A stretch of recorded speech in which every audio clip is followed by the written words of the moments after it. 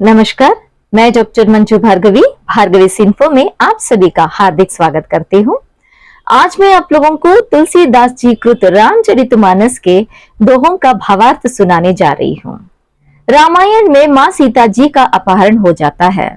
श्री राम माँ सीता जी को ढूंढने लगते हैं। बाद में उनको पता चलता है कि माँ सीता जी को अपहरण किए व्यक्ति और कोई नहीं, लंकाधीश रावण है। लंका पे जाने के लिए तैयारी करते हैं और वहां पे जाके रावण का संहार करके माँ सीता को वापस लाना उनका लक्ष्य हो जाता है। इस लक्ष्य को पूरे करने में बहुत सारे लोग उनके साथ देते हैं। उनमें से जांबवंत भी एक है।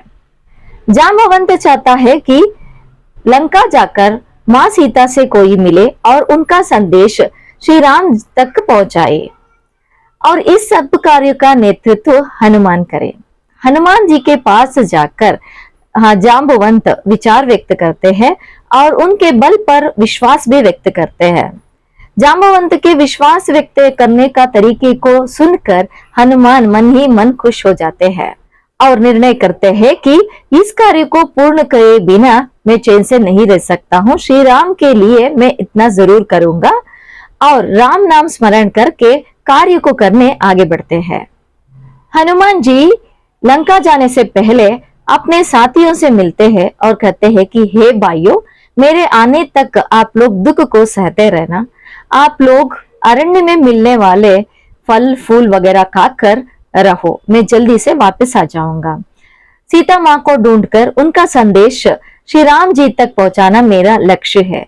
ऐसा कहकर सभी को नमस्कार करके वहां से विदा लेते हैं। वो लंका जाते समय उनको बहुत सारे मुश्किलों का सामना करना पड़ता है। हनुमान जी को लंका जाने से पहले एक बड़ा सा समुद्र मिलता है। समुद्र को पार करने से पहले एक सुंदर सा पहाड़ भी मिल जाता है। हनुमान जी इतने बलपूर्वक उस पहाड़ पे चलते हैं और उनके बल से वो पहाड़ नीचे चला जाता है और वो भगवान का नाम स्मरण करके श्री राम का नाम लेकर इतनी तेजी से लांग लेते हैं वहां से, जैसे कि राम जी का बाण कितने तेजी से चलता है उतनी तेजी से वो वहां से निकल जाते हैं।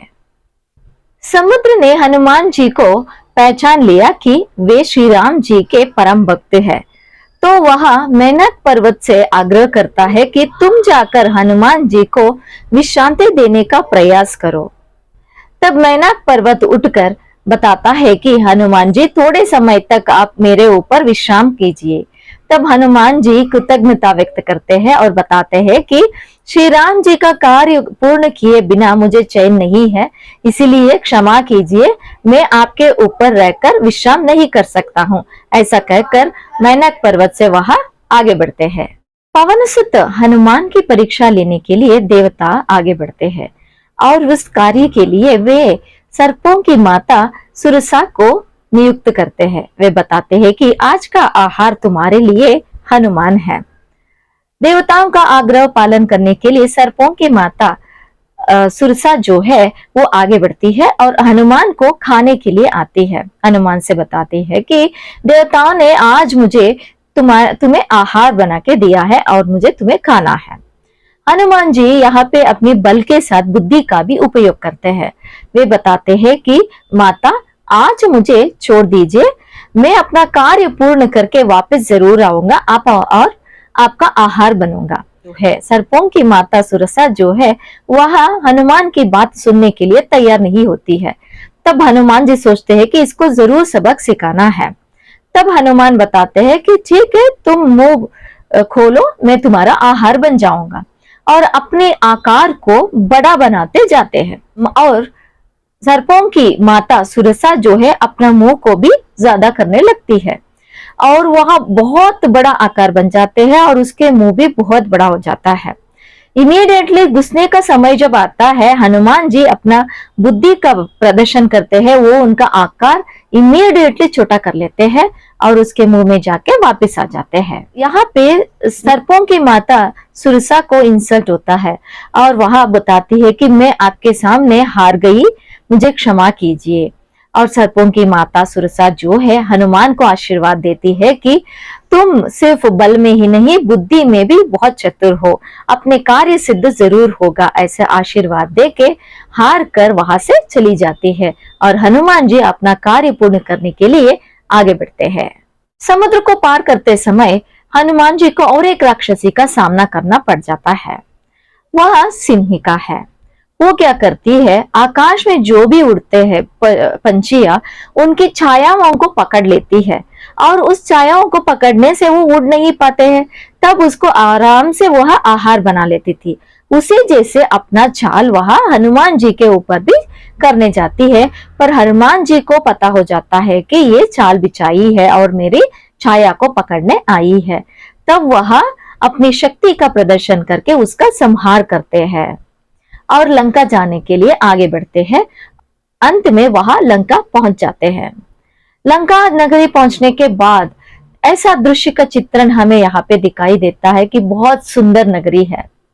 सोने से बनाया हुआ महल है, चारों तरफ समुद्र है, इतना सुंदर सा प्रदेश है। पर उस प्रदेश में जो महल के आसपास कौन वहां पे पहरेदारी कर रहे हैं? राक्षस। हनुमान जी को लगता है कि इतने सारे राक्षसों का संहार करके या इतने सारे राक्षसों का आंख बचाकर मैं किस तरह माँ सीता को ढूंढूंगा, इसलिए मैं अपना आकार छोटा बना लूंगा और चुपके से रात में जाकर माँ सीता को ढूंढने का प्रयास करूंगा और माँ सीता को ढूंढने के बाद जी का संदेश उन तक पहुंचाऊंगा और माँ सीता जी का संदेश श्री राम जी तक लेकर जाऊंगा, ऐसा वह विचार करते हैं। प्रस्तुत दोहे में लंका को इतने सुंदर से चित्रण किया गया है कि फूल है, फल है, मधुमक्खियां है, बहुत अच्छे वातावरण या प्रकृति का चित्रण यहाँ पे हमें मिलता है। पर भावार्थ समाप्त होता है। अंक वाले प्रश्नोत्तर पर विचार करेंगे। रामचरितमानस की रचयिता कौन है? तुलसीदास। हनुमान जी को लंका किसने भेजा? जाम्बवंत। हनुमान ने कौन सा पर्वत पार किया? मैनाक पर्वत। सुरसा कौन थी? सर्पों की माता। सुरसा को किसने भेजा था? देवताओं ने। हनुमान जी किसे पार करके लंका पहुंचे? समुद्र पार करके। समुद्र में कौन सी राक्षसी रहती थी? सिंहिका। सिंहिका क्या करती थी? जीवों को उनकी छाया से पकड़कर अपना आहार बना लेती थी। किसने लंका प्रवेश किया? हनुमान जी ने। सोने का किला किधर था? लंका में। हनुमान जी किसके कार्य करने चले थे? श्री राम जी के। हनुमान जी किसे ढूंढने चले थे? माँ सीता को। धन्यवाद।